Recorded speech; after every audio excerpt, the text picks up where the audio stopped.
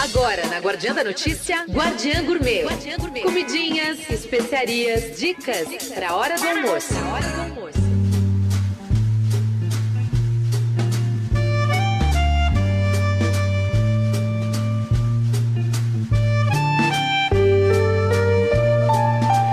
Muito bom dia, ouvintes. Estamos aqui na Guardiã da Notícia, começando agora um programa muito bacana. Acredite vocês se quiser, o nosso programa Guardiã Gourmet. Estamos aqui com o Dr. Antônio Carlos para falar de um tema muito relevante. Hoje falamos de pratos e vinhos para os dias de frio. Muito bom dia, Dr. Antônio Carlos. Eu até brincava com você aqui anteriormente, porque de frio mesmo a gente viveu 2 dias aí, né? Mas está chegando um frio amanhã não, domingo. Domingo está chegando frio, eu vi pelo tempo aqui, pelo menos o nosso informante aqui da Guardiã, né, o Manudinho, disse que vai ter aí um friozinho domingo, mas vamos lá. Mas se nós tivéssemos que balizar o inverno, isso aqui passou bem distante, né? Eu acredito que até o tempo, doutor, no meu ver, está com pandemia, porque está tudo mudado, nós não temos mais as estações normais, assim, do verão, primavera, verão. Claro, mudou, tudo está mudado. Até porque nós temos regiões do mundo hoje que se favoreceram muito da elevação da temperatura média global. A Borgonha, por exemplo, nós tínhamos safras, a cada 10 anos dava 2 safras excepcionais, ainda que os vinhos da Borgonha sempre sejam maravilhosos para o meu gosto. Mas assim, não como hoje, é raro você ter uma safra assim muito ruim por intempéries climáticas, é muito raro.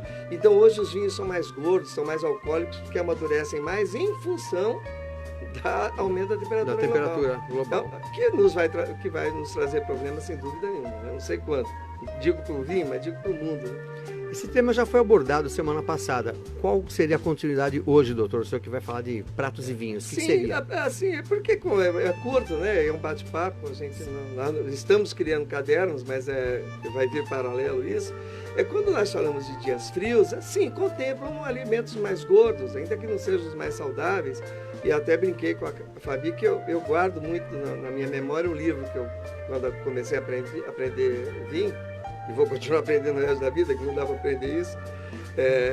Eu acho que era Ed McCarthy, um Master Wine americano, e ele dizia que nada para ele era mais agregado ao inverno do que um Amarone de Valpolicella, aquele vinho que é feito com as uvas pacificadas, né? Não é feito com a uva fresca. É feito com a uva pacificada. Pacificada seria... A uva passa. Passa, para os ouvintes entenderem, né? Que a gente... E não é bem mas é assim, bem desidratada, ou seja, bem concentrada em elementos sólidos e principalmente açúcar. E dali até se transformar em um vinho robusto é só fazer, né? Certo. E ele via essa ligação desse Amarone com o pão italiano. Que belo. Que belo, né? Das suas origens. E com queijo envelhecido. Ele falava do parmegiano, né? Do parmegiano reggiano. E realmente é algo assim que contempla tudo que eu imagino de agregação de vinhos com comida. Mas não é comida, ok, mas é assim, o alimento e o vinho. Poxa, como eu me lembro disso? Então, um dia frio, você tomar um vinho como Amarone, né? Com aquela densidade, com aquela postura de estrutura, né? E você... Aquilo fica, vou falar de novo se o Juan Alba estiver ouvindo ou vendo, acho que ele viu depois porque ele deu play. Eu sempre lembro desse meu irmão, o Juan Alba, querido amigo, cantor excepcional, ator espetacular. Um beijo para ele, um beijo para a Andréia. E ele é apaixonado pelo Amarone de Valpolicella. E é um vinho muito estruturado. Falei demais dele porque eu já tinha falado na semana passada. Mas os pratos, por exemplo, um risoto de brie, um risoto ou de outro queijo, com arbóreo, um risoto como deve ser feito, ele combina demais, né, com um dia frio, não como hoje, como vai ser domingo, como foram pelo menos os 2 dias há uma semana atrás, mais ou menos. E um vinho robusto, mais alcoólico, ele cabe muito bem. Eu tenho um amigo que é o Juan Queiroz, ele tem uma vinícola que se chama Vina San Pedro, eu acho que é próxima a Sarta, em Argentina, e ele faz um vinho que se chama Yacachuia, que é um nome indígena. É um vinho extremamente estruturado, é um vinho robusto, é um vinho de personalidade, aqui nosso, da Argentina. Digo nosso mais ou menos, né? Dos irmãos. São vizinhos, né? Hermanos, Somos próximos, dos irmãos. Da América do Sul. E é um vinho bem estruturado. Uma noite fria, com um vinho bem estruturado, ainda que ele caiba outros dias também, eu acho que é um risoto de um queijo mais forte que seja, com o yacachu, eu acho que vai muito bem. Uma carne mais densa, uma carne mais gordurosa, também cabe muito na noite de frio. Aí você vai me perguntar, Antônio, mas não pode ser um outro vinho? Gente, pode ser qualquer coisa. E eu sempre lembro de um crítico espanhol, acho que é Penin.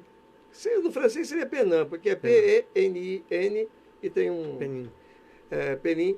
E ele veio no Brasil, eu contei isso outro dia, e todo mundo começou a perguntar para ele os acordos de comida com bebida. E uma hora ele errou. Ele fez um negócio, todo um contraponto absurdo. Eu não lembro o que era. Não sei se era um peixe, ele pôs um tinta. O cara deu uma pressão nele, e na hora ele respondeu, eu falei, é o seguinte, para de encher o saco. É o seguinte, eu tomo vinho pensando no vinho e como a comida pensando na comida. Esse negócio de acordo aqui acabou. Bem né? Radical.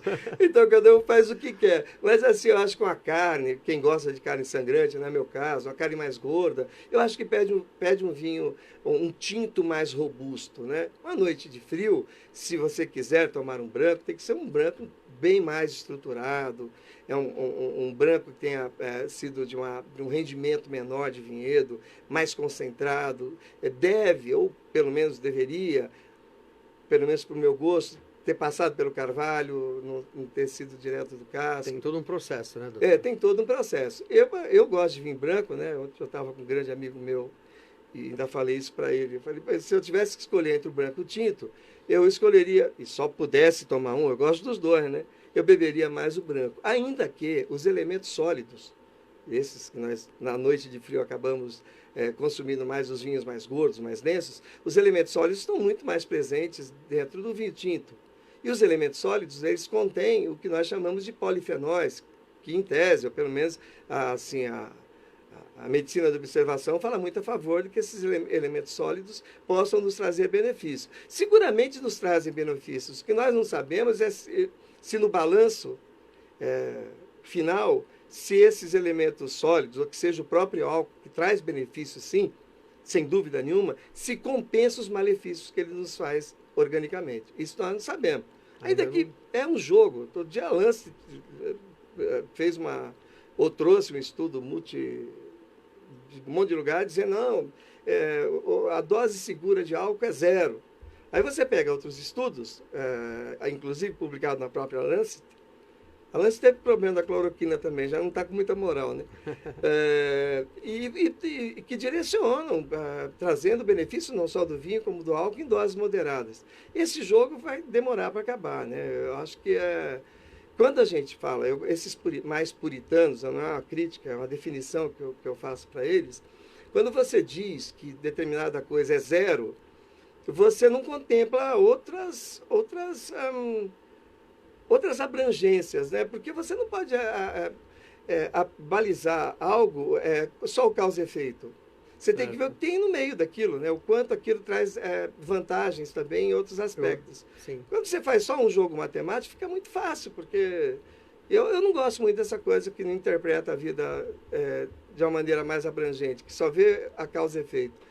É claro, quando você pensa no álcool, no que já destruiu de famílias pelo mundo afora, mas se você procurar hoje, seguramente o álcool, o que já destruiu aquele viés do alcoólatra mesmo, Sim, lamentavelmente existe, nós não sabemos como encontrar o cara para avisar, não vai porque você vai destruir a tua vida e a dos outros, nós não sabemos. Sim. Aparentemente é um percentual pequeno, mas quando acerta, a vida dele, de familiares e de tudo, vai ser estragada. Mas, assim, quando você vê hoje, a droga que mais suscita preocupação não é exatamente o álcool. Não. Ainda que não seja boa referência, né? Exatamente, está falando de álcool. Doutor, só uma pergunta.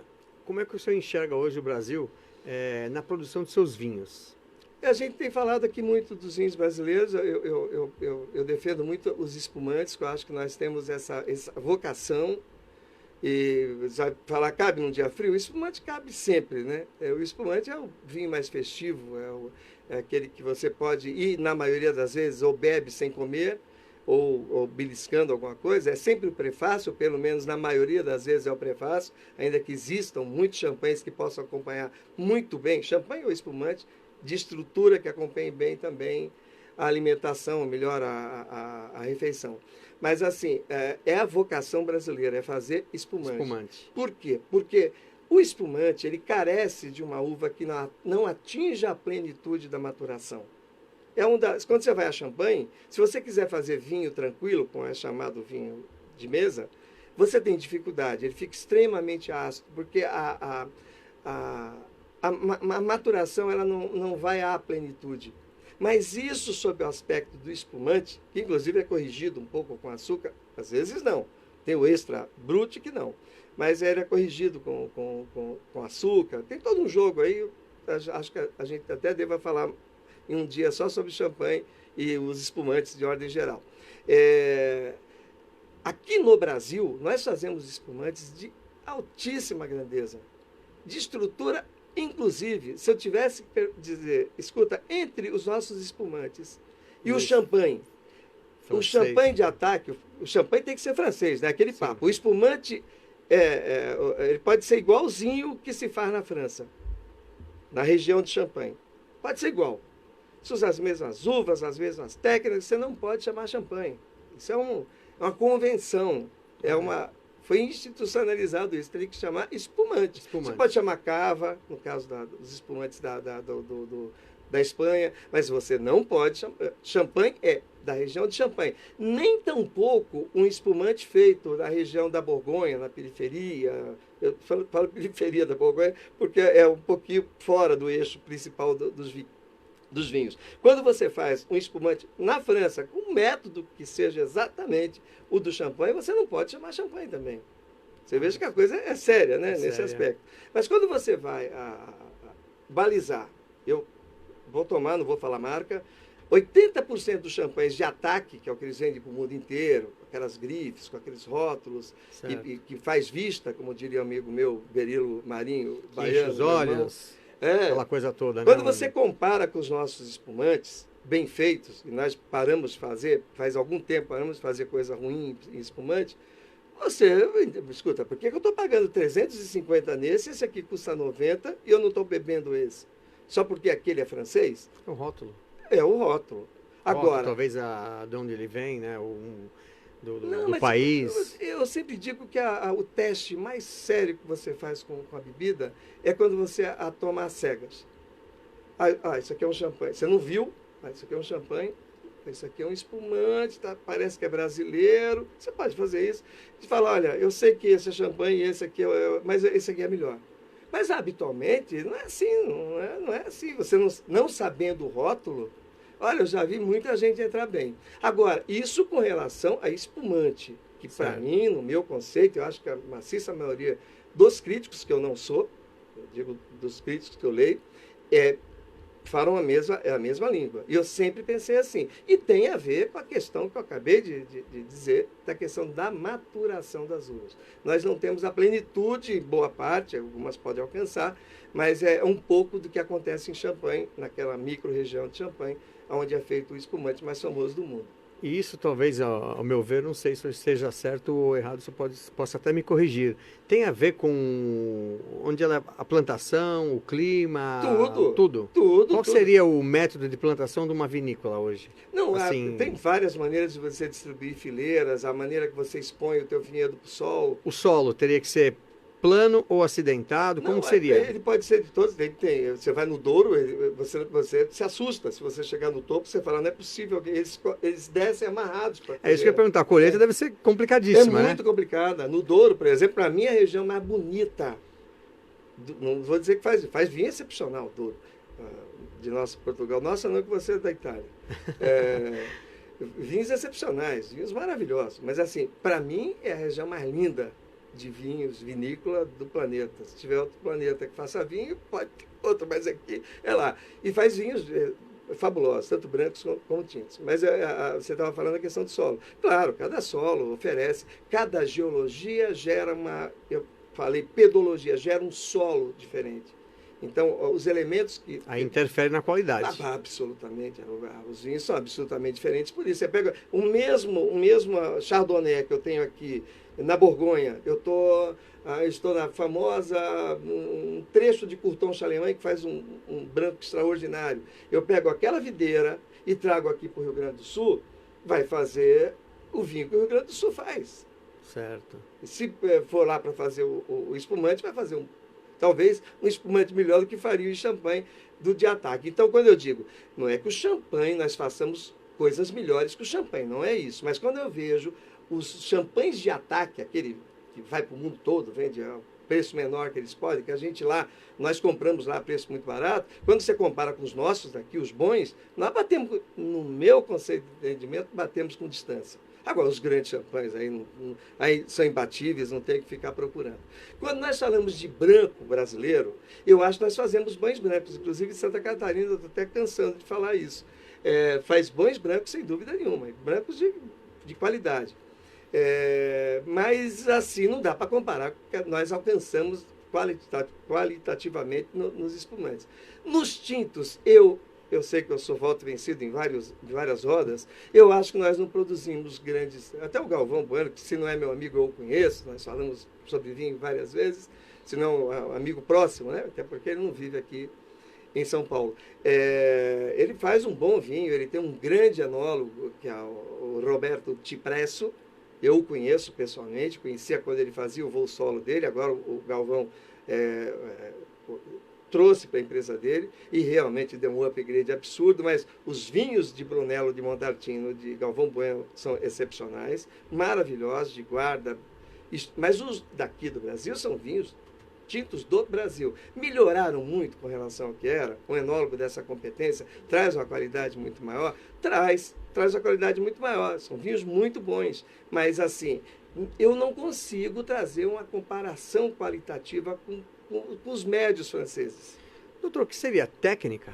Não. Qual é o segredo? É o próprio solo? Não é o solo, é o conceito global que nós chamamos de terroir, que é o envolvimento da climatologia, da geologia, pedologia, tudo que se relaciona com... Não é exatamente a cepa, não é exatamente o pé da fruta. Da uva, não, você pode trazer todas de lá e plantar aqui. Aqui nós temos no mês de março uma pluviosidade muito grande.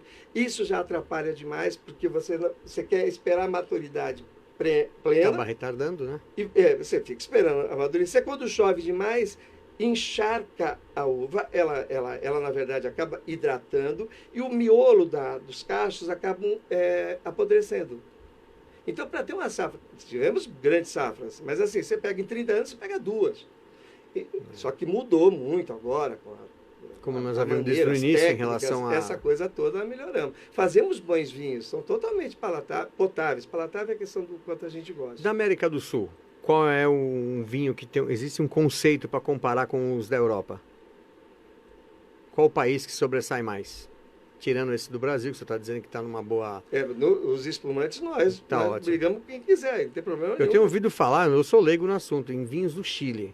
Não, você tem ouvido e nós temos falado, e o mundo tem falado do Chile há muito tempo. E a Argentina agora era menos, mas hoje está... Está aprimorando. Patamar assemelhado, sem dúvida nenhuma. Eu acho até que para quem está começando no mundo do vinho, para a noite de frio, por exemplo, começa a tomar um Carmener do Chile, poxa, eu lembro, o meu paladar é excepcional. Hoje eu enjoei, mas não é exatamente diminuindo o vinho, porque eu não tenho mais o gosto para aquele tipo, porque me oferece aquele vinho chileno, mas não é para ser chileno, com aquela uva Carmener, que é a uva meio que ideológica, a uva do Chile. Mas faz vinhos gordos, eu acho que todos devem passar por aquele vinho, porque ele agrada por muito tempo. E agrada prejudicando menos o bolso, né? E o Chile, sim, ele não é só pelos grandes vinhos que ele possui, também pelos medianos e mais baratos. Você compra vinho do Chile por R$20, por 25, e totalmente ótimo. Não tem... Não tem problema nenhum. E você fala, você tomaria? Claro que eu tomaria, sem problema nenhum. Agora, a Argentina, eu acho que ela está conseguindo dar mais particularidade para os vinhos dela. Ela está menos...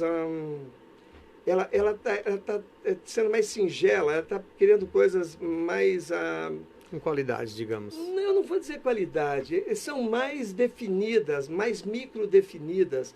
Os vinhos da Patagônia, por exemplo, são coisas excepcionais. Você vai me perguntar, num dia de frio, cabe tudo. Tudo. Tudo cabe. Ótimo. Mas assim, tem um Pinot Noir, quando eu falo de Pinot Noir, que é a uva da Borgonha, né? A uva que faz os grandes Borgonhas tintos. E quando eu penso em algum lugar fora da Borgonha, que não seja os Estados Unidos, que faz belos, e falo muito da Nova Zelândia, eu até agora não achei nada que fosse o que falam, né? Mas cada um é cada um. Mas os vinhos Pinot Noir da Patagônia são as coisas assim para você pensar. Não tem nada a ver com o Pinot Noir lá da Borgonha. Não tem, mas tem. Ele é um Pinot Noir da Patagônia. Então, assim, quando você pega... Quando eu falo agora do meu amigo Juan Queiroz, que faz o Yacachuia, que, aliás, é uma joint venture com o Michel Rolland. Michel Rolland é um dos enólogos mais, assim, né? Que criou o vinho de gosto popular, quer dizer, que entendeu o que o povo queria, o povo tem raiva dele. Os críticos, assim, os enófilos, aliás, que gostam. Aí dissipou. Todo mundo gostava de vinho gordo, alcoólico, gordo que eu digo denso, pastoso, Sim. bem alcoólico e que se resolvesse até sem a comida. Ele fez, o Robert Parker era o gosto dele, começou a pontuar isso, quer dizer, o Robert Parker hoje ele não é um advogado, nunca foi advogado, porque descobriram o nariz dele antes, né?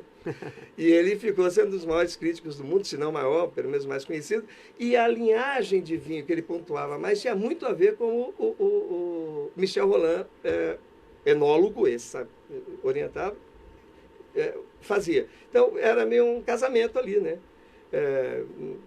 Tudo que Michel Rolland orientava era bem pontuado com o Robert Parker, mas não porque tinha uma combinação, é porque era aquilo que o Robert Parker gostava. E, na verdade, se deu certo, é porque a maioria também pensava assim, o gosto da maioria. Tem o gosto assim. popular, então, né? Mais ou menos isso. Eu sei que quando eu morei na Itália, quando você chegava numa região de campanha, que a gente fala lá, né, que seria interior, né, daqui, a primeira coisa quando você chega na casa das pessoas lá que eles te oferecem é o vinho. É comum. Eu imagino. E aí eles tinham queijo por fabricação própria, tinham a famosa copa, aquelas linguiças. Não, é uma coisa de louco. Eu era criança, mas eu lembro que meu pai gostava muito, né? Então, assim, é coisa de cultura, né? Totalmente, totalmente. E o Michel Rolland, eu lembro de um momento que nós, 89, 90, então eu estou falando do final da década de 90, você comprava esses vinhos que custam hoje 3, 4 mil dólares a garrafa, você comprava por 100, 150 dólares, era possível. Sim. Eram possíveis. Esses grandes vinhos, Lafite, Margaux, Latour, os grandes Bordeaux, né? Só que eles eram impossíveis de você beber assim com menos de 15, 20 anos. Porque os taninos, até que se arredondassem, até que eles se oxigenassem com o tempo e arredondassem, e o vinho ficasse mais fácil de beber sem agarrar, iam 15, 20 anos. Ficavam extraordinários. O Michel Rolland, ele foi um dos precursores do que nós chamamos de microoxigenação. Você vai no tanque e microoxigena. O oxigênio, na pressão, faz com que haja aquela maturação rápida, né? Isso. Aí hoje você toma um Bordeaux com 5, 6 anos que é bebível. Ele só não progride como progredia anteriormente. Ele não vai se estragar. Mas a progressão é outra, é diferente você beber esse Bordeaux microoxigenado de hoje, mais alcoólico, daqui a 20 anos, do que aqueles que você fazia da maneira mais tradicional, ainda que demorasse muito para beber, ou para ficar bom, mais palatável, eles evoluem diferentes. Ele não estragou o vinho, como a turma fala, mas assim, ele modificou.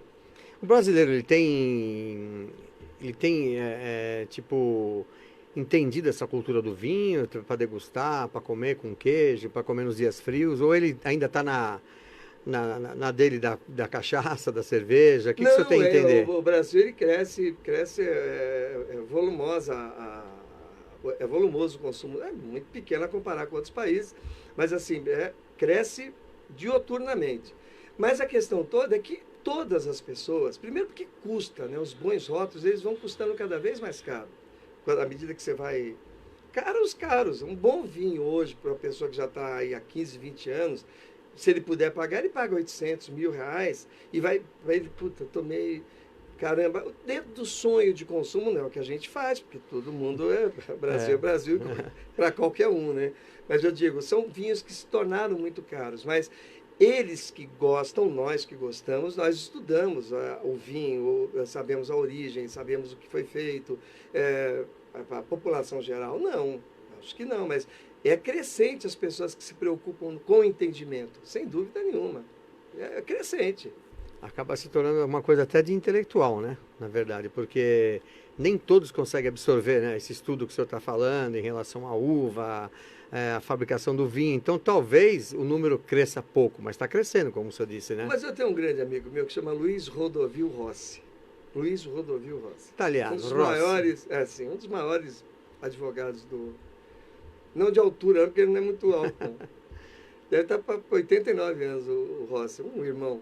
Pessoa maravilhosa, daquele escritório Dinamarco Rossi. Aliás, eu tenho muitos pacientes de lá do escritório, que eu gosto muito deles também. E ele diz uma coisa bem interessante. Vinho bom é aquele que eu gosto. Pronto, acho que é por aí. Não vinho tem bom, outra teoria, viu? não tem Muito outra sábio. teoria, muito sábio. Muito Não tem sábio. essa do vinho. Você pode, mas você pode colocar defeito, porque tecnicamente ele tem defeito, mas eu gosto dele, acabou. Gosto não se discute, né? Gosto não se discute. Qual seria o prato que o senhor indica aí, que combina com vinho? A gente sabe que existem vários, mas sim, particularmente aí para o dia a dia, o que o senhor indica? Eu, como eu gosto muito de peixe, então eu acabo tendo muita dificuldade, eu sou meio peninha aí na história, né? Mas assim, as carnes gordas com vinhos densos, tintos, caem muito bem. Você vai na churrascaria, vai comer as carnes mais gordas, sangrantes, combinam bem com os nossos, inclusive, Cabernets, Malbecs aqui da América do Sul e também de outros países, evidentemente. Então, as carnes vermelhas, até prova em contrário, cabem bem, encaixam bem com os tintos, não é? Os tintos mais leves, eles podem acompanhar carnes brancas, pode acompanhar carnes vermelhas mais tenras, né? Menos tipo os novilhos e os... os frutos do mar, eles pedem branco, né? Eles pedem os vinhos brancos. Eles pedem os vinhos brancos, é difícil. Essa ligação, branco, frutos do mar e carnes brancas, ou talvez o branco com bastante corpo e com carvalho para carnes brancas e de carne vermelha jovem, né? Também. Então tem um meio de campo ali que cabe bem o tinto sem carvalho e leve e o branco com carvalho e mais denso. É meio um jogo ali que cabe para as duas coisas. É onde estão os pratos mais do dia a dia que envolvem macarrão com manteiga, pasta com manteiga, com aves, com como que é o nome do vitelo? Vitelo. Vira e mexe, eu esqueço o nome de vitelo. Em qualquer lugar do mundo. É vitelo, é isso mesmo. O vitelo. Essas carnes que são menos aguçadas, né? Então, esse intermediário aí cabe bem. O tinto sem carvalho leve e o branco encorpado, carvalhado, melhor. Agora, um branco assim que não passou pela barrica de carvalho, que não tomou nenhum carvalho, nenhum tempero, saiu direto ou passou pouco, leve, sem muita estrutura, não é defeito, é uma atribuição a ele, que você bebe com mais rapidez. Ele cabe com frutos do mar, com situações que envolvam crustáceos, essa coisa toda. E no extremo de lá são as carnes mais fortes. Né? Exato, que entra aí as carnes vermelhas, entra aí os queijos mais fortes também. Existe um conceito, eu lembro quando eu era menino, queijos e vinhos. Queijo combina bem com vinho branco. O queijo combina. O queijo envelhecido, ele combina com vinho tinto. Mas a gente criou isso na cabeça. Né? Eu não vou negar que eu como tanto um quanto o outro. É isso que eu ia falar. Eu acredito que é questão de gosto mesmo. Mas quando você põe na boca e mistura os dois, que eles se somem, é melhor com branco. Ele combina mais com branco. Agora, os queijos envelhecidos, aqueles mais pegados, eles combinam mais com os tintos. Falamos agora do Amarone e do Reggiano, do Parmigiano, né? Parmigiano. Eu tive a oportunidade na Itália de ver uma fabricação artesanal de uma família, né? Uns parentes nossos na época, deles fazerem um vinho. Olha, foi uma festa, viu? Pisando, aquele processo todo, sabe? Achei muito bacana. Eu quero mandar um abraço imenso para ele, que ele foi um dos grandes médicos que eu conheço, não é que eu conheci, não, que eu conheço, que é Ibrahim Zouen. Ele está agora, nesse momento, se Deus quiser, ele está no melhor momento da evolução dele da Covid. Olha que pena. Ele, além de ser um excepcional cirurgião, ele fez a linha de frente do atendimento do Hospital 9 de Julho. E se protegeu, fez tudo certo, algo deu errado, que há 12 ou 13 dias atrás ele iniciou com um quadro. Antes de ontem nós ficamos muito tensos, eu mandei o recado assim, eu vi que não duplicou o WhatsApp, eu falei, meu Deus do céu, aí iniciei o processo de desespero, né? Eu, o Rony Fon, que é muito amigo dele, irmão também, ficamos ali. O Rony Fon, na verdade, é um degustador assim de vinho exímio, sim, né? gosta. Tenho visto alguns programas dele. Gosta, conhece, adora, é boa né? da lei, Ele gosta de Bordeaux né? demais, né? É, e aí minha briga com ele é essa. Essa é a briga. Eu digo com o Rony assim, o que você entregar na mão dele, se ele tiver 15 minutos para ler, você se arrebentou. Você tem que falar para ele sem explicar. Senão ele vai te dar um nó. Ele é muito inteligente. Se não o mais inteligente, que eu conheci o Boechat era um sujeito também que você falava 3, 4 coisas para ele, parece que ele juntava de tal maneira que você já não estava falando para ele. Você já estava se explicando para ele. E o Rony é um pouco disso. É muito rápido, raciocínio muito rápido. Né? Mas ele é muito bom de vinho, o Boechat não era, né? Porque partiu. O Boechat bebia ali, naquela coisa, com a gente, quando podia. Nas vezes que nós estivemos juntos, né? Que frequentávamos os mesmos lugares, um cara maravilhoso. Esse, para mim, era o mais rápido, assim, né? Mas o Rony se vira bem no que mandar. E vinho, ele é bom. Ele gosta. Eu tenho visto nos programas que ele fala, sempre está comentando de vinho. Ele é Você sabe uma coisa interessante dele? Que toda vez eu o provoco quando está numa roda assim, Rony, qual o seu prato favorito? Ele, o fundo. Aí para ele mudar... Quando termina... Para ele mudar, às vezes ele fala, e qual que é o prato que você mais gosta, Rony? O pessoal todo esperando ele, o cheio. Olha só. O cara é bom de comida e bom de vinho também. Então é isso, acho que é isso aí. É isso aí. Hoje eu acredito que temos chegado a um final, né? E o papo foi muito bom, viu, doutor Antônio Carlos? Eu acho que cultura é tudo, viu, Manudinho? Cultura é uma coisa maravilhosa. E quando se fala de vinho, eu já me senti aqui muito pequeno, mas aprendi um pouquinho. Mais pouco, quem vai vir aqui é o Ibrahim, que vai sair daquela UTI que ele está, que já com certeza, lógico, óbvio. E vai vir falar do que ele mais conhece, que é um fanático religioso por vinho natural. Sabe muito, sabe história, sabe tudo. Ele vai assumir aqui É o que eu disse, que o meu avô, na Itália, lá na Calábria, ele morreu sentado tomando um vinho que ele mesmo fazia. É o próprio natural, eu acredito que seja aí eu um brinco vinho. Com ele, quando ele gosta muito aqueles vinhos e tal. Aí quando eu não conheço o produtor, tem uns que são fabulosos, Pacalé, Prier, Roque, você paga, tem que ficar trabalhando o ano inteiro para comprar garrafa. Mas aí tem os outros mais simples, aí às vezes ele leva lá. E eu pego e falo, nossa, acabei de pegar o dedo mindinho de um fulano aqui que pisou na uva. E fica aquele jogo. Fica aquela brincadeira, bacana. É muito legal. Um beijo, Ibrahim. É isso aí, então, doutor. Por você. Esse foi mais um programa aí que nós terminamos aí, na Guardiã da Notícia, que é o Guardiã Gourmet. Muito obrigado pela presença mais uma vez. E beijo da Gabi também. A Gabi hoje está entretida. Vou descontar do salário dela. É isso aí, desconta do salário dela, colocou no lugar. Para mim foi meio tenso, mas me sobressaí porque o doutor aqui é um sábio. Eu vi que você mandou bem na hora do vinho. Aí que eu já fiquei com medo de perder o posto aqui. Imagina que é isso. Eu só aprendi muito com o senhor. Muito obrigado, doutor Antônio Carlos, aqui pela Guardiã da Notícia. E até a próxima, se Deus quiser, com vocês aí.